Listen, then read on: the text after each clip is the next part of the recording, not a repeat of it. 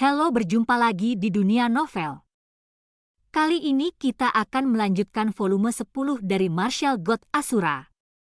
Selamat menyaksikan. Bab 5617 Jalan Ratu. Pria tua berjubah abu-abu itu tahu mengapa Chu Feng tiba-tiba berubah begitu cepat, tapi dia bisa menyusulnya lagi. Karena Chu Feng sendiri yang memulai dengan cepat. Dan yang ditangkap olehnya adalah klon yang diatur oleh Chu Feng dengan formasi roh.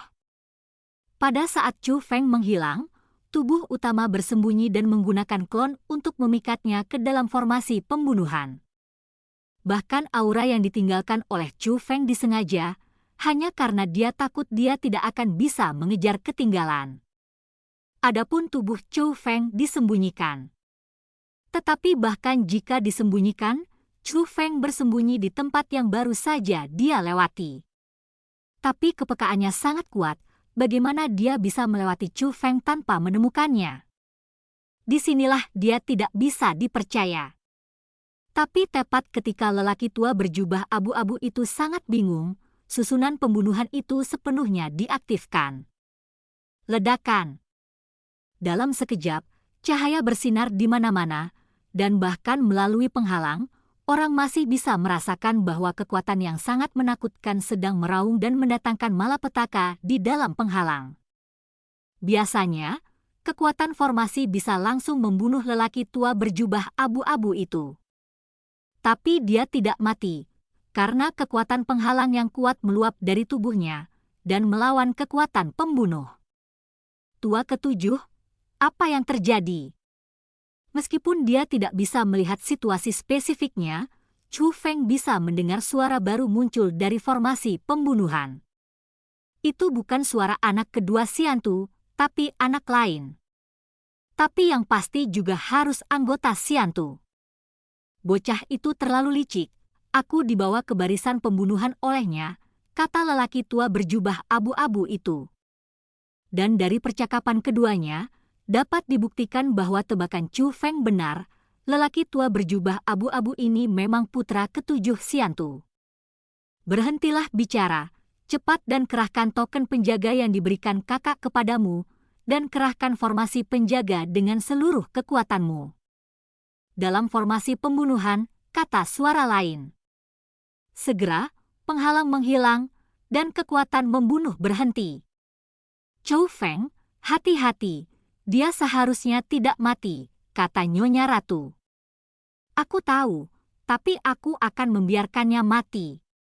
Chu Feng merasa bahwa formasi pelindung di Xiantu Laoqi barusan menyelamatkan nyawanya. Tapi kekuatan formasi penjaga sepertinya telah mencapai batasnya. Selama dia berani terus mengejarnya, Chu Feng bisa membawanya ke formasi pembunuhan baru. Dia masih harus mati. Desir. Tapi tiba-tiba, seberkas cahaya mekar di barisan bunuh diri. Kecepatan cahaya sangat cepat, dan dunia diblokir dalam sekejap mata. Dan saat cahaya berhenti menyebar, ujung cahaya berubah menjadi penghalang. Formasi pemblokiran yang sangat kuat. Dan Chu Feng telah terjebak di dalamnya. Brengsek. Melihat situasi ini, Chu Feng menyadari ada sesuatu yang salah, tidak hanya menggunakan Shinyin, tetapi juga menggunakan formasi tersembunyi untuk menutupi dirinya. Kamu bajingan, beraninya kamu menggertak orang tua itu. Segera, suara Xiantu Laoqi terdengar, dan dia keluar dari barisan pembunuhan, jubah abu-abu di tubuhnya hancur total. Berjalan keluar hampir telanjang, hanya tas Qian Kun yang mengambang di tubuhnya, berjalan bersamanya. Tetapi bahkan tanpa pakaiannya, dia masih tidak bisa melihat wajahnya, karena dia berlumuran darah dan hampir cacat.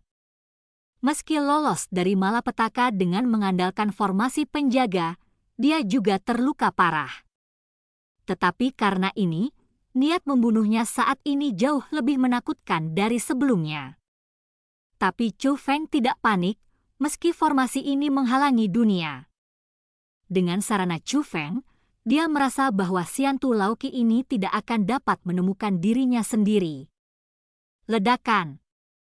Tapi tiba-tiba, Xiantu Laoqi menebas dengan pisau dan secara akurat mengunci posisi Chu Feng. Melihat ini, Chu Feng buru-buru melarikan diri dengan kekuatan sihirnya. Tapi segera, Xiantu Laoqi datang dengan tebasan lain dan mengunci posisi Chu Feng lagi. Sementara Chu Feng menghindari pukulan itu, dia juga memperhatikan bahwa tangan lain dari 7 tua Xiantu sedang memegang kompas. Penunjuk kompas bergerak dengan gerakan Chu Feng. Ternyata itu kompas. Chu Feng akhirnya tahu mengapa Xiantu Laoqi bisa menemukannya. Itu harus menjadi kompas.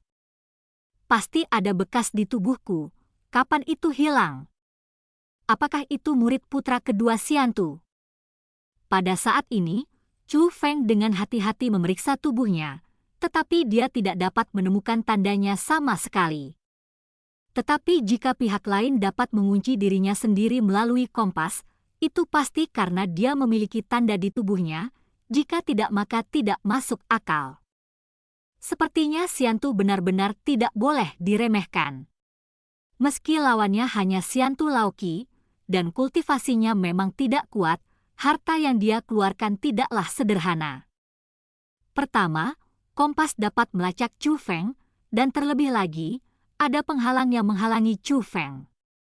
Formasi itu bukanlah metode Xiantu Laoqi, itu jelas merupakan harta karun. Pantas saja, Xiantu Laoqi akan mengatakan bahwa Chu Feng sudah menjadi ikan di papan. Melihatnya sekarang, dia tidak menyombongkan diri. Dengan harta karun di tubuhnya, dia memang yakin bisa berurusan dengan Chu Feng. Hanya saja harta yang menyegel penghalang ini harus menjadi harta sekali pakai, jadi dia enggan menggunakannya sebelumnya, jadi dia memberi Chu Feng kesempatan untuk membawanya ke formasi pembunuhan. Pada saat ini, dia juga menyadari bahwa Chu Feng tidak sederhana, bahkan setelah formasi pelindungnya sendiri rusak, dia tidak berani ceroboh lagi, jadi dia langsung menggunakan harta pesona ini untuk menjebak Chu Feng. Dengan basis kultivasinya, seharusnya tidak ada harta karun seperti itu. Ini hanya dapat menunjukkan bahwa ada seseorang di belakangnya, dan orang di belakangnya sangat kuat, yang juga membuktikan bahwa Xiantu sangat kuat. Sementara Chu Feng berpikir, Xiantu ketujuh tidak berhenti menyerang, dan terus menyerang Chu Feng sesuai dengan petunjuk kompas. Tidak hanya itu, Chu Feng menemukan bahwa penghalang pemblokiran juga menyusut. Dalam situasi ini, ruang bagi Chu Feng untuk melarikan diri menjadi semakin kecil. Jika mencapai jangkauan yang bisa dijangkau oleh serangan Xiantu Laoqi, maka Chu Feng benar-benar hanya bisa dikalahkan. Chu Feng, bisakah kamu memecahkan penghalang itu? Tanya Nyonya Ratu. Aku sudah menyiapkan formasi, mari kita coba. Sambil berbicara, Chu Feng mengangkat tangannya dan mengeluarkan formasi. Sementara Chu Feng melarikan diri, dia tidak menganggur, dia tidak hanya berpikir, tetapi juga membuat formasi retak, tetapi Chu Feng tidak memiliki banyak harapan. Karena dia bisa merasakan bahwa penghalang ini bukanlah sesuatu yang bisa dia hancurkan. Benar saja, Chu Feng gagal menembus formasi pemblokiran setelah membuangnya. Senior, apakah kamu belum pulih? Melihat bahwa dia tidak bisa memecahkannya, Chu Feng hanya bisa memanggil Shenlu. Chu Feng, bukannya dewa ini tidak akan membantumu, dewa ini benar-benar belum pulih. Shenlu segera menjawab, tetapi jawaban ini bukan yang diharapkan Chu Feng.